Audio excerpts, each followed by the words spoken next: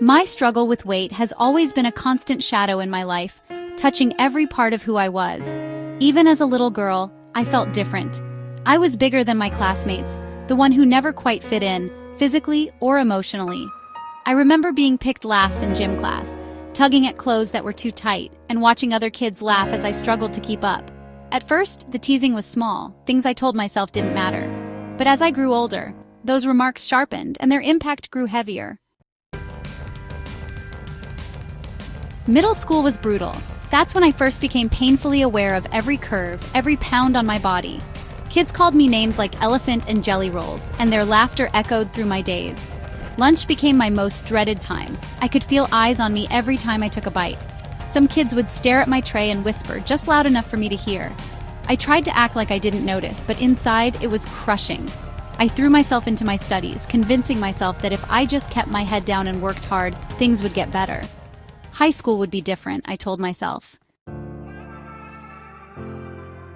But it wasn't. If anything, it got worse. The bullying became more direct, more relentless, and I retreated deeper into myself. I avoided the cafeteria altogether, eating alone in the library just to escape the stares and the cruel comments. I felt invisible, like a ghost drifting through the hallways, praying no one would notice me. By my junior year, I had gained even more weight, and with it came a despair so deep that I felt like I was drowning.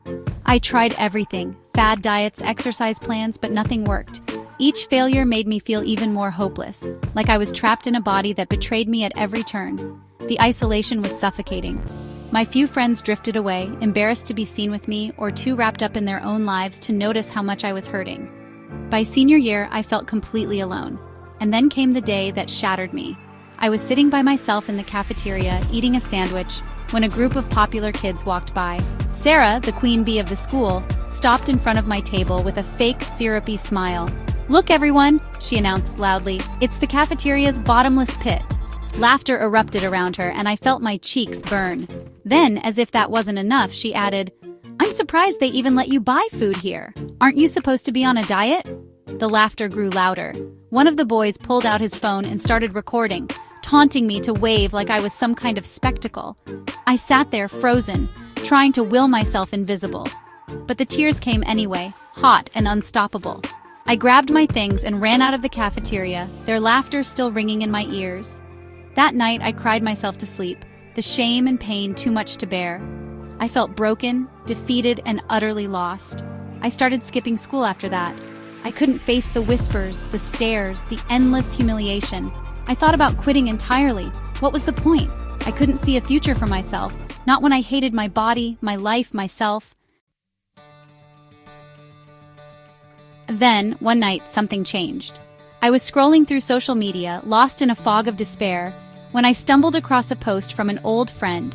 She had struggled with her weight too, but now she looked radiant, healthy, happy, alive. Something about her smile caught my attention.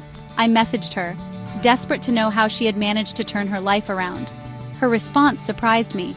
She told me about a natural blend called Nagano Tonic that had helped her regain her energy and control her cravings.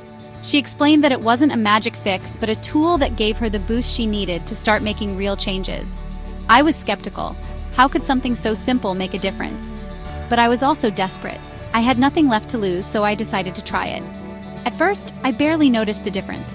The first few days felt the same as always, but then something shifted. My energy began to return, just a little at first, but enough for me to notice. Over the weeks that followed, the changes grew. I wasn't exhausted all the time anymore. I could wake up and actually feel ready to face the day. My thoughts felt clearer, my focus sharper.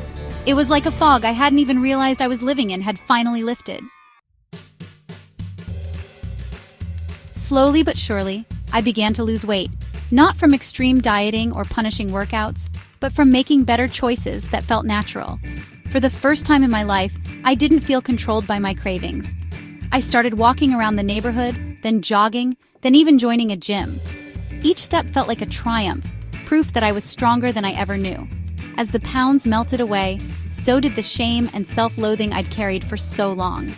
I started smiling again, speaking up in class, reconnecting with old friends. I even stood up to Sarah one day, meeting her gaze without fear. For the first time, I felt powerful, unshaken by her words. By the time I graduated, I was unrecognizable, not just in how I looked, but in how I carried myself. I had become someone I never thought I could be, confident, happy, and full of life. Nagano Tonic had given me the tools I needed to rebuild myself, but the real transformation came from within. If you're reading this and feel trapped like I did, know this: change is possible. You're stronger than you realize, and you deserve to feel happy, energized, and free. Take that first step. It might just change your life the way it changed mine. If you're ready to unlock a better you, comment. Start now to get the link for Nagano Tonic.